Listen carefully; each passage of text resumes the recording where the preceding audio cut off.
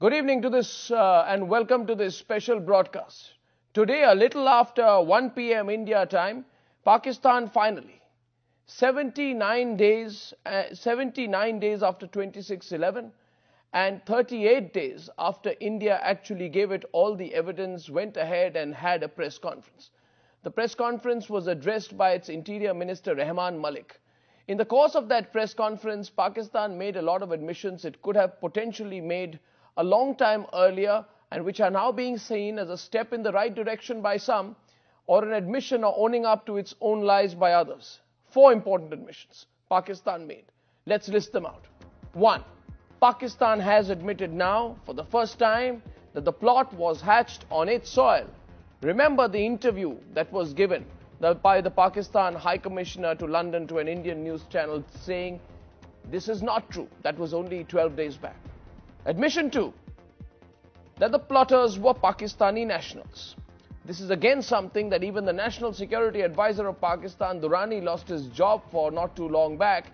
He may not come back, and this is both a source of great embarrassment as well as a realization of the truth by a lot of officials in Pakistan. Admission 3, that there is a Lashkar link to 26/11. Now, everyone knows that as per UN Resolution 1822, the Lashkar-e-Toiba is a hostile terrorist organization in 192 countries in the world.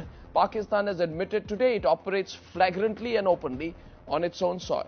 And finally, what is probably causing the greatest pain for the Pakistani establishment, given the fact the Prime Minister stood up on the floor of the Pakistani Assembly and said that there is no evidence given by India, it is mere information.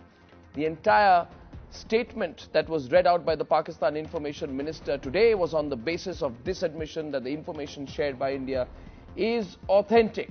Now that's the fact.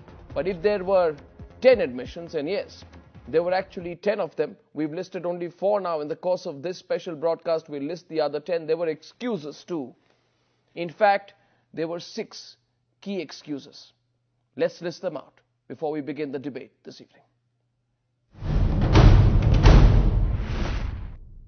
We feel that this investigation actually is divided into 2 portions. One is in India, one is in Pakistan. We have done our part and we will be requesting some additional evidence from India. We do not have the DNA of Kasab and we have requested the DNA of Kasab.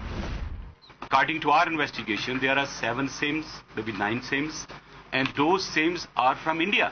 So we would like to know how these terrorists were able to get those SIMs from India. Fingerprints of all the dead terrorists, including Kasab, because we want to get into our database and see if they are involved in any criminal activities, and then also we can trace some other of their colleagues. Then, while this fishing trawler was heading towards Bombay, near Gujarat, they refueled it. Why it was not intercepted, it was refueled, we would like to know who helped. But the photographs and the details which have come to us, I will just show it to you. I hope we get a better copy of that these photographs cannot be recognized. Well, that was what was held up by the Pakistan Interior Minister. Let me hold up again part of that dossier that Times Now has been showing to all our viewers. In case you haven't seen the detailed dossier, let's see the exact part before we introduce our first guest tonight. You will see here, which I'm pointing out there, Sogo spray made in Pakistan. Part of the Interior Minister's press conference was actually detailing how this very spray, which India had put as part of the evidence, was used by the Pakistani terrorists to repaint the boat that they left behind, repaint, rename it Mashallah and send it back. If this is not evidence, what is? Vinod Mehta, my first guest on this special broadcast tonight. Vinod Mehta, now there are ways of looking at it. The one obvious way many people feel this should be looked at is that this is a great victory.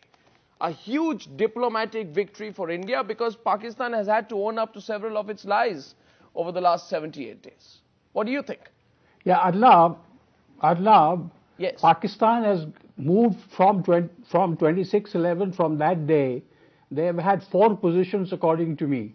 They've had unambiguous denial, they've had denial, they've had maybe, and now they have had partial admission.